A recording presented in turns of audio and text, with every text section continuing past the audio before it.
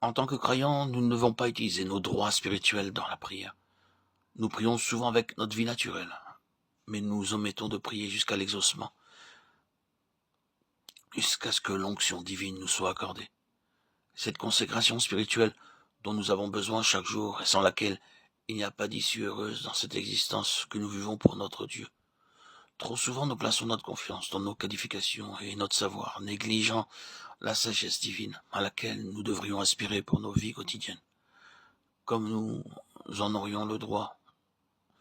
Celui conféré par notre position de croyant, à cela s'ajoute peut-être encore le fait qu'il nous manque la fidélité qu'un véritable chrétien manifeste dans l'exercice de ses fonctions.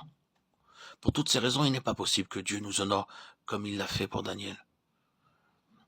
Il y a bien des années, j'ai connu une longue période de chômage. Les lettres et les télégrammes que j'expédiais à mon père restaient sans réponse. Depuis longtemps, je cherchais du travail lorsqu'un homme me dit « Savez-vous faire la cuisine indienne ? C'est tellement difficile de trouver un bon cuisinier ici. Il y aura une conférence médicale des Indes et nous aurons beaucoup de docteurs pendant 7 jours.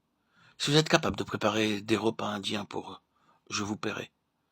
Je sais préparer la nourriture pour quelques personnes, mais jamais je n'ai essayé de faire la cuisine pour un si grand nombre, lui répondis-je. Et lui de répliquer, eh bien, vous allez essayer. Si vous n'y arrivez pas, on vous renverra. Je passai toute la nuit en prière, et le lendemain, j'ai commencé à faire la cuisine. Le Seigneur me montra les quantités des divers ingrédients que je devais utiliser à chaque fois. Après le repas, une dame se présenta à la cuisine, et m'aperçut tout vêtu de blanc et coiffé d'un bonnet de la même couleur. C'est la tenue des cuisiniers. Monsieur le cuisinier, dit-elle, j'ai voyagé dans les Indes et séjourné dans de nombreux hôtels là-bas, mais je n'ai jamais mangé une nourriture comme celle-ci. Qui vous a appris à faire la cuisine ? C'est mon Seigneur qui me l'a appris, répliquai-je. Mon travail de cuisinier se poursuit pendant 10 mois, et chaque jour, je présentais un nouvel assaisonnement. On me qualifiait de bon cuisinier, personne ne se rendit compte que pour réussir dans mon travail, je faisais appel uniquement à la sagesse que Dieu m'accorda en réponse à ma prière. Ce que j'ai voulu ainsi illustrer, c'est que Dieu accorde la sagesse nécessaire pour accomplir notre tâche quotidienne, que ce soit pour des cuisiniers, des ingénieurs, des professeurs ou des personnes de toute autre profession. Le principe divin reste le même.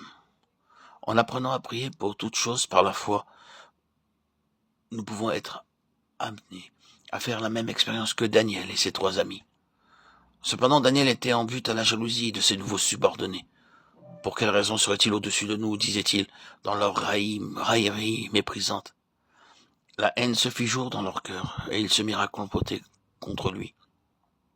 Nous aussi ferons l'expérience de la jalousie de ceux qui nous entourent. Si, persévérant dans la prière et la fidélité, nous parvenons au succès ou obtenons de l'avancement,